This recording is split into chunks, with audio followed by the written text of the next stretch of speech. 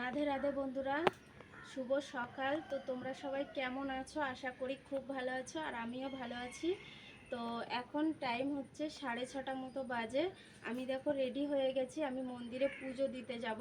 তো আমাকে কেমন লাগছে অবশ্যই জানাবে, আর পুরো ভিডিওটা দেখতে তো বন্ধুরা, মন্দিরের উদ্দেশ্যে আমি বেরিয়ে গেছি, আর ভিডিওটা অনেক বড় হবে, তো তোমরা কন্টিনিউ দেখতে থেকো, অবশ্যই তোমাদের ভালো লাগবে।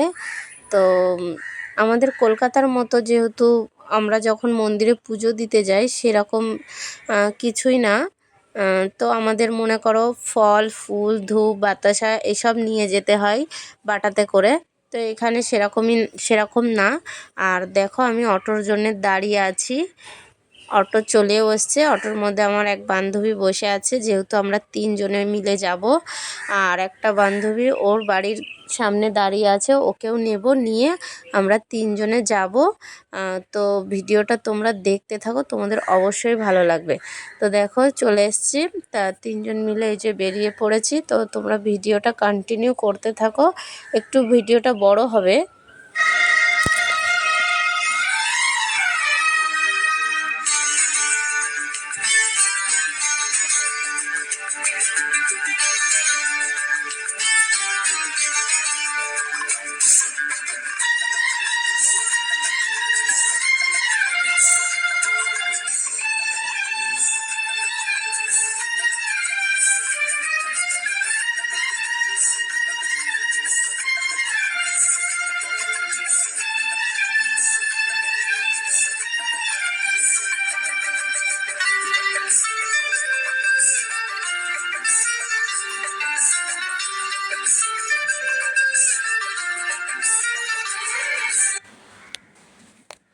তো শেষমেশ মন্দিরের সামনে চলেই আসলাম। দেখো কত বড় শিব ঠাকুরের মূর্তি গেটের উপরে বসানো আছে, আর রোদ্দুর পড়েছে বলে তার জন্য বোঝা যাচ্ছে না।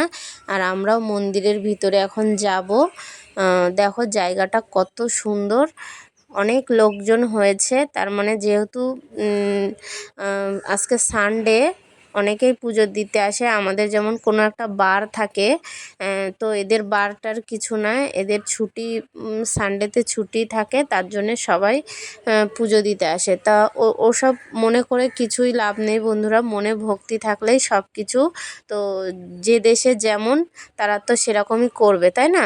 তো এই যে গঙ্গার মতো এক নদী আছে, তারপরে আমরা এই যে এখানে জল টল মাথায় ছিটিয়ে তারপরে ঠাকুরকে প্রণাম করে গঙ্গা দেবীকে পয়সা দিয়ে তারপরে পা হাত পা ধুয়ে আমরা ওপরে উঠে এসেছি। আর এটা গঙ্গা বলে না নদী বলে আমি সঠিক জানি না, তো আমার যেটা মনে হলো আমি সেটাই বললাম।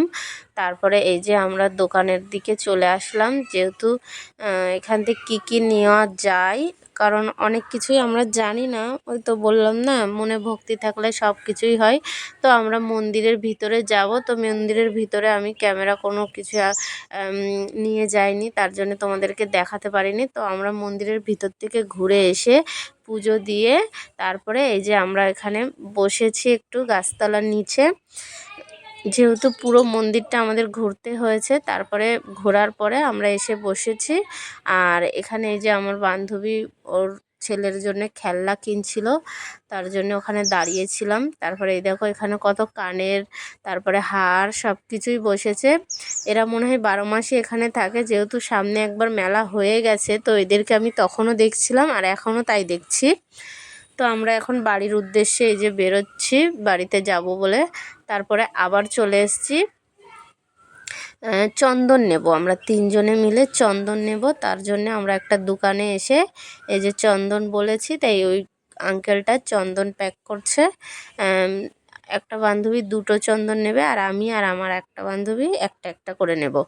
আর আমার একটা বান্ধবী বলল যে ওই ডাব্বা নেবে, তো ডাব্বা ওরা বিক্রি করবে না, ওতে কুমকুম বিক্রি হয়, তার জন্যে আর ডাব্বা দিল না। তো বন্ধুরা, ভিডিওটা তোমাদের কেমন লাগলো অবশ্যই জানাবে, আর ফলো করে দেবে। টাটা।